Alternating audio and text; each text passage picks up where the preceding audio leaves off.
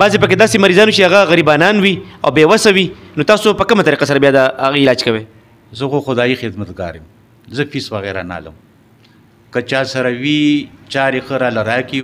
بسم الله الرحمن الرحیم. السلام علیکم. زه یم حسین احمد تاسو سره. امید لرم چې روغ جوړ به او خوشحاله به. نن موږ راغلي دلته ډاکټر صاحب سره، ډاکټر بشیر حسین صاحب سره زموږ ملاقات دی. نن تاسو سره دوی یو وړه شان انټرویو وړاندې کوو. امید لرم چې تاسو به خوښه شي. که چېرې تاسو زموږ چینل باندې نوي یې نو مهرباني وکړئ زموږ چینل لایک کړئ، سبسکرایب کړئ او خپل ملګرو سره دا ویډیو شیر کړئ. ښه جي نو راځئ چې ډاکټر صاحب ملاقات تاسو سره وکړو او ډاکټر صاحب ته په خپل پروګرام کې هرکلی وایو. السلام علیکم ډاکټر صاحب. وعلیکم السلام ورحمت الله وبرکاتو. حسین احمد صاحب تاسو زه ډېره مهرباني شکریه مننه دې کوم چې دومره قیمتي ټایم کې دومره مصروفیات باوجود تاسو ټایم وویستو زمونږ د دې غریب خانه ځای ته راغلی. زه د دې ډېر مشکور یم، شکریه درته کوم، مننه دې کوم. ښه ډاکټر صاحب د ټول نه مخکې تاسو موږ ته ووایه که نه زموږ مینوال ته ووایه چې ستاسو په دې هومیوپیتھک فیلډ کې څومره وخت شو؟ په دې کې زما تقریبا څه وایي وختي مې وویل چې دې کې زما سر سپین شو، تقریبا 33-34 سال زما تجربه ده دې کې زما عمر تیر شو. تاسو څه خاص کورسونه کړي دې لپاره؟ بالکل ما فرنټیر هومیوپیتھک میډیکل کالج نه سبق ویلی دی، 4 کاله کورس مې کړی، DHMS ما هغه ځای نه کړی دی. ښه جي ډاکټر صاحب تاسو موږ ته ووایئ چې تاسو د کم مرض علاج کوئ جي؟ دومره ډېرې بیماری دي، څومره چې خلک زیات شو دومره بیماری هم ډېرې شوې. زه خو ډاکټر د 3 سال نه پریکټس کوم نو زه هر رنګې مریض ما کتلی دی او چې زه درته یو بیماری نوم علمه نو ستړی بچې، خو ماله خلک راځي د ګردې کې کاڼې وي، شګه وي یا د معدې تکلیف وي. نن سبا ټول ایچ پیلوري چې دی پازیټیو وي، معدې تکلیف وي او معده چې تکلیف شي اعصاب ورسره متاثر وي، دا شان دی ټینشن شي، اکزایټي شي، نو پیته کې کاڼې وي، ارکونسا وي، دا د دې دغه زه ډېر علاج کوم. زما جي نوم ګلشاد نوم دی. او تا تر څونه وخت تکلیف و؟ دا ما ته سر 15 کاله پس دا تکلیف روچت شو پوزي سټوډنټ مې کړو نو ما به ډاکټر نه علاج نه شیرپون علاج کولو خو فرق مې نه راتلو. ښه جي ښه. نو دې ډاکټر نه ما علاج وکړو، د سره زه ډېر ښه شوم. څومره وخت علاج دې وکړلو؟ د نه ما 2 میاشتې علاج وکړو. او څونه پیسې دې ولګولې؟ ټولې دغه 600-700 دغسې به لګېدلي دا ټول علاج باندې؟ او په دې ټول علاج باندې. تاسو پوره مطمئن یې چې تاسو پوته بالکل ټیک ټاک شوه؟ زه جی بالکل ټیک ټاک یم، اوس ښه سخته یخني ده او زه به دې کې ډېر تنګ وم، اوس امید لره به بالکل کلیر یم، ریډي یم که خیر وي. نورو خلکو ته څه پیغام ورکول غواړې زموږ مینوالو ته چې هغوی هم دلته راشي ډاکټر صاحب نه علاج کوي؟ او دې مینوالو ته زما دا پیغام دی چې دلته راشي او دې ډاکټر صاحب نه علاج وکړي. امید لره به الله به ښه کوي انشاءالله، چې څنګه زه ښه شوم داسې به دې هم ښه کړي. تاسو موږ ته په دې څو مرضونو باندې لږ تفصیل سره روشني واچوئ او زموږ مینوالو ته ووایئ چې دا ګرده کې دا کاڼې ولې جوړېږي، دا د څه وجې نه جوړېږي؟ دا مو ډېر ښه سوال وکړو. ګرده چې دی دا هم یو داسې د جسم یو عضو دی چې دا خپل فنکشن کوي، چې کله ګرده خپل کار ګرده کې څه فرق راشي یا هغه فاسد ماده بار ونه باسي یا پکې کاڼې جوړ شي یا پکې شګه جوړه شي یا پکې دغه شانتي چې یوریمیا ټیپ ته لاړ شي، غنودګۍ چالو شي، نو بیا خو به دومره ډیپ ته نه ځم ځکه چې بیا ګردې خرابې شي، رینل فیلر ورته شي. خو زیاتر چې دی اوبه خلک کم څښي. انسان خپله ګرده بچ ساتي د کاڼو نه، د شګو نه، د ډېرو بیمارو نه. نو هغې له څه کول پکار دي؟ تاسو لږ پوره تفصیل سره زموږ مینوالو ته ووایئ. یو خو دی هغه پرهیز کوي. ګرده دا شی ما خو وویلې چې دا ګرده یو عضو دی او دا ډېر اهم عضو دی، اهم رول ادا کوي. دا چې کوم فاسد ماده بار ونځي نو سټون جوړ شي. نو که مونږ اوبه ډېرې څښو یورین به هغه دغه کېږي نو هغه ته به د ګردې تکلیف نه راځي، سټون به نه جوړېږي، درد به ورته نه وي. نو دغه شانتې مونږ ساګ، ټماټر، وریجې یا دغه شی نه په هغوی بندو نو دا تکلیفات هغه سره بیا دغه نه وي. ډاکټر صاحب وینا دا ده که تاسو چېرته د اوبو استعمال زیات کوئ په خپل ژوند کې نو ستاسو په ګرده کې به کاڼې جوړېدو هغه چانس به ډېر کم وي. ډاکټر صاحب بل یو اهم سوال دی، شوګر مریضان ډېر زیاتېږي، د دې باره کې لږ تاسو ووایئ زموږ مینوالو ته. خو شوګر علاج په هومیوپیتھک علاج تا که ایلوپیتھک ټریټمنټ والے نو هغې به بس هغه دوایانو باندې واچي ټول عمر له به خوري. که هومیوپیتھک علاج وکړي نو هغه شوګر لیول چې دی اپ ډاون کېږي، هغه به خپل لیول ته راشي. نو شوګر چې دی سړي ته به څنګه پته لګي؟ 15 خاص نشانې دي. یو هغه ته تنده ډېره لګي، شدت سره تږی کېږي ډېر، اوږې کېږي ډېر، وزن یې کمیږي او دغه شانتي متیازې ولا ډېرې راځي، بار راځي. ادي ویریږي په ځان چې دا سیمټم چالو شو چې هغه ته پته ولګېده چې ما د متیازې ډېرې راځي زما ورسره وزن کمیږي زما چې د تند ورسره ډېرې خوله مې ورسره وچیږي د خولې ذایقه مې خرابه شوه غاښونه مې خراب شو غاښونه مې پروزي مسوړونه جدا شو پوه شه چې دغه ته شوګر هغه انسان له پکار چې ډاکټر سره رجوع وکړي نن سبا د ټینشن د وجې نه یا د بلې وجې نه د بلډ پریشر بیماران ډېر زیات کېږي ما په دې خپل ژوند کې ډېر کسان داسې وکتل چې بلډ پریشر بیماران دي نو د هغې بلډ پریشر دونه های شي چې د سر رګې وشلېږي او هغه وفات شي د دې باره کې تاسو لږ روشني واچوئ حسین احمد صاحب یو چې دی بلډ پریشر مرض نه دی د بیمارو علامات دي بله دا ده چې دا د 50 سال نه پس کېږي د بلډ پریشر ډاکټر صاحب موږ په خپل سترګو داسې ینګ هلکان لیدلي دي ینګ خویندې مې لیدلي دي چې د هغې تقریبا 30-35 سال عمر وي او د هغې د سر رګ وشلېږي د هغې څه خاص وجه هغه هم کېدی شي خو هغه موږ له پکار دی چې هغه غصه چې دی غصه پکار نه ده دې کې چې غصه وکړي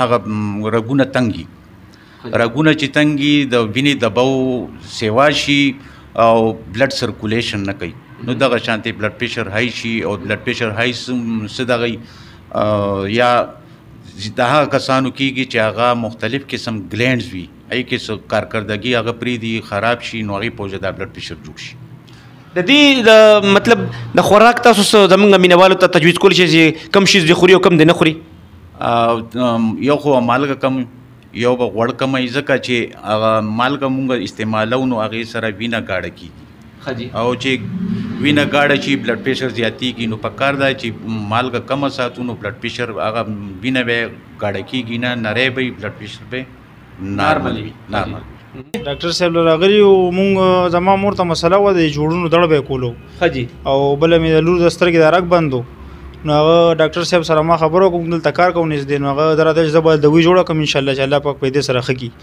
نو دوی مونږ استعمال کړه د خیر اوس دواړو د خیره ګزاره کړې ده مور خو مې بیخي ښه ده او د لور مې سترګه هم د خیره ټیک شوې ده او څونه وخت یې دوی استعمال کړه نو الله پاک ولې شفا ورکړه تقریبا بس دوی یې ختمه کړو بس چې کومه دوی وې ختمه کړه چې 10 ورځو کې 15 ورځو کې استعمال کړه بس ټیک شو ورسره د خیر نو اوس دوباره څه پسې راغلی اوس د مرګري مې د مور ته دغه مسله ونه د مې لاشه زموږ ډاکټر صاحب دلته مرګري مې پیژنګلو دی مې هغه نه بدوي راولو مې زموږ هم ورسره ښه شو مریض مې تا لکه گزاره ورسره وشي د خیره او تاسو په ډاکټر صاحب په علاج باندې څومره پیسې ولګېدې یاره ما نه خو 500 روپۍ غشتې وې دواړو دوايانو صرف 500 روپۍ 500 روپۍ رانه غشتې وې دواړو دوايانو را کړې وې یاره بس دا خو انشاءالله چې الله پاک ورسره سړی ښه کوي د وی کې شفا شته دی او بس خلکو ته دا درخواست دی چې انشاءالله دلته یې راځي او علاج به هم ښه کېږي او ګزاره به هم ورسره کوي حاجي ډاکټر صاحب نن سبا که تاسو وګورئ که نه د جوړونو بیماري هم ډېره زیاته شوې ده ارق النساء مرض هم ډېر زیات شوی دی د دې باره کې تاسو لږ موږ ته ووایئ جي یو خو نن سبا ته وګورئ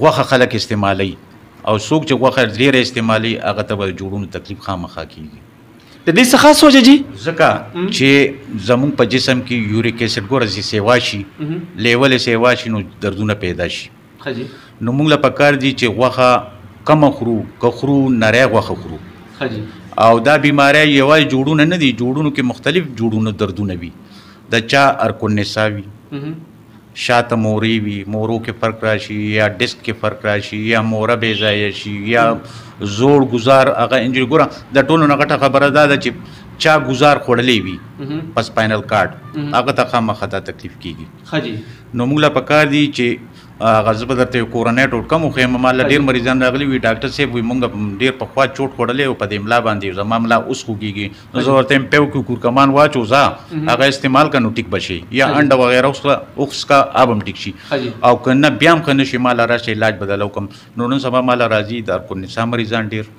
هغه کم چې موره کې فرق راغلی یا هلته کې غوښه راغلي او یا هغه ډسک دغه شي وي بې ځایه سلیپ شوي وي نو هغې سره چې دی بیا هغه د خپه وي د چا خیخ په وي د چا ګسه خپه وي د چا ورسره میږي کېږي د چا ورسره یخه وي څوک پاسېدی شي څوک نشي پاسېدی دا تکلیف ورسره نو موږ له ډېر راغلی دي ما له د ورځې 18 تنان راځي د شاټې کار کو نسا والله پاک ولا شفا ورکوي بل ډاکټر صاحب تاسو له چې کوم مریضان راشي تاسو ټیسټونه هم کوئ که نه مطلب تاسو نبض ګورئ او د هغې مطلب دا چې تاسو ته یو زباني هغه بیانو کې چې ما دا تکلیف دی هغسې علاج کوئ نن سبا که موږ وګورو که نه نو ډاکټر له چې لاړ شي نو هغه مریض کم وګوري او هغه ته بلا شي ټیسټونه ولیکي نو دې کې داسې غریبانان چې ټیسټ وسیم ني او بغیر ضرورت په مطلب ټیسټونه کوي نو تاسو هم هغه صورت حال دی که نه هم داسې مطلب مریض ګورئ ټیسټونه چې دی ما خو ورته موږ له داسې خلک راغلي چې خلک نچوڼي شوي وي ټیسټونه دومره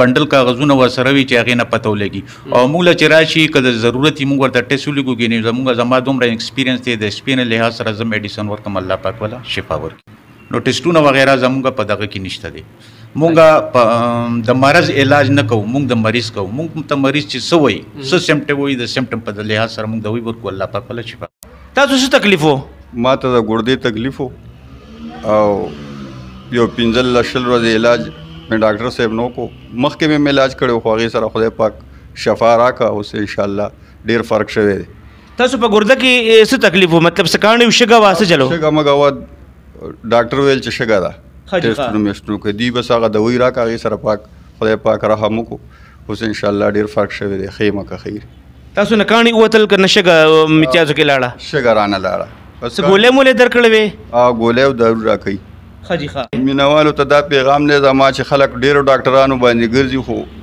افاقې نه کېږي انشاءالله زما دې مینوالو ته دا خواست دی چې تاسو راشئ ډاکټر صاحب نه یو ځل ټرای په دغه باندې علاج وکړئ انشاءالله خدای پاک په تاسو هم شفا درکړي او کار به هم ټیک شي که او تاسو ټولې څومره پیسې لګېدلې وې کاکا دلته چې تاسو علاج وکړو ډاکټر نه ټولې زما به خیال 600 روپۍ لګېدلي دا خو ډېر کم پیسې دي پیسې ډاکټر صاحب لګېلي 300 روپۍ د 100 ورځو د ډوز ولي ښه بل ډاکټر صاحب یو اهم سوال دی چې نن سبا د کم عمره ماشومانو که هغه جینکۍ دي که هغه هلکان دي د هغې ویښته سپین شي یا ویښته وځي د دې څه خاص وجه د دې مطلب دا چې د دې مخنیوي دپاره تاسو موږ ته لږ مفید مشورې راکړئ یو چې دی په هومیوپیتیک کې د دې علاج ته د دې یا خو په سر کې خشکي وي ښه جي د هغې د وجې پروزي یا نزله زکام د چا وي بار بار کېږي شروع کېږي او هغه د هغې علاج نه کوي او هغه چې دی د هغې په وجه کېږي یا په هغې کې په وینه کې فیټي ایسډ موږ ورته وایو هغه پکې سیوا شي نو دغه شانتې دا ویښته پروزي او ویښته سپینېږي یا ګنجاپن راځي دا دې سره راځي ښه جي بل ډاکټر صاحب موږ ته دا مو وایي چې نن سبا دا کم چې ینګسټر دي ځوانان دي که هغه هلکان دي او که جینکۍ دي په مخ باندې ځوانک چې راخیږي دا داغونه دانې مانې د دې د مخنیوي دپاره او د بیا نه راتلو دپاره بالکل ماله روزانه مریضان راځي د دې نه مخکې تاسو مونږ دا خبره وکړه کریم نو کریم په کار نه دي زموږ انټرنل میډیسن ولا ورکو که د هغه په مخ باندې دانې وي نو هغه دانې د هغه ختمې شي که د هغه په مخ تیر سري وي یا وینه یې کمه وي ځکه چې مخ تیر سري هغه کس باندې راځي چې د هغه وینه کمه وي د تیر سرو د راتلو تاسو وایئ چې مین وجه دا چې دا وینې کمه وي هغې د وجې وي نو داغونو دپاره هم علاج ته د دانو دپاره هم علاج ته د ویښتو دپاره هم علاج ته چې په مخ ویښتې موږ مخکې هم خبره وکړه په هومیوپیتیک کې د هر مرض علاج ته ګوره حسین احمد صاحب یو خبره ته کوم دا ډېرې بیمارۍ زموږ د خپلو لاسه دي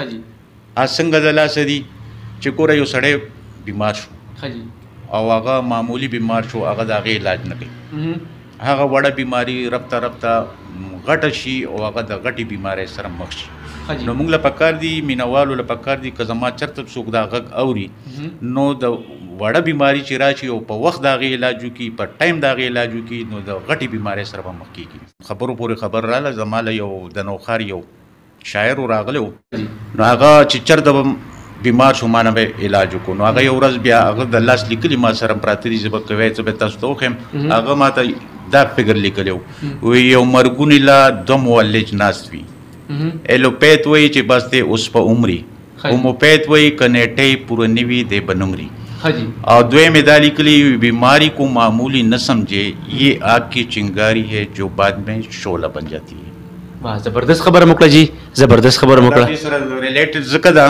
چې وړه بیماری به نه ګڼي چې وړه ګڼي او هغه رفته رفته غټه شي بیا هغه مطلب نن په 100 روپۍ لګي سبا لو بیا مطلب دا چې 100 روپۍ 2000 10,000 15,000 هغه په لګي تاسو وینا دا مطلب زما وینا دا مطلب دی او هغه بیماری چې سیوا زیاته شي نو بیا یو بیماری څه چې بله بیماری ورسره جنم واخلي مطلب بل هم سره پیدا شي هغې په پشت بیا نورې بیماری ورسره لګېدو خطره وي لکه اوس یو سړی معدې تکلیف وي او هغه وایي چې یار به زما معدې تکلیف دی او بدهضمي ده او بیا هغه السر ته جوړ شي السر سره هغه بیا انګزایټي شي او د ټینشن شي او خوب وله نه ورځي او غوسه ورځي او تریوي اوبه راځي هغه د نور هغه د ټینشن مریض جوړ شو خوب ولا نه ورځي ټولو شپه به ویښي نو دغه ده چې یو بیماری په وخت علاج وکړي نو بله بیماري ورسره نه راځي خجی ډاکټر صاحب تاسو خو خپل لوکیشن یا د خپل ایډرس لږ بیان کړئ زموږ مینوالو ته که چېرې تاسو راتلل غواړي چې هغوی ته په راتلو کې تکلیف نه وي او په اسانتیا سره تاسو سره راسي. بالکل زما لوکیشن خو ډېر ایزي دی.